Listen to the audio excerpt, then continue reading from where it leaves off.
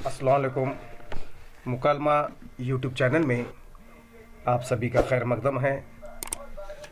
अगर आपने इस चैनल को सब्सक्राइब नहीं किया तो फ़ौरन सब्सक्राइब कर लीजिएगा, शेयर कीजिए और लाइक कीजिए।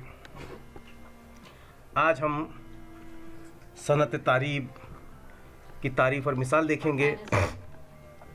इस सनत में यकसा एराब की पाबंदी की जाती है और एक ही एराब के अल्फाज को शुमार किया जाए तो मतलूबा तारीख़ बरामद होती है।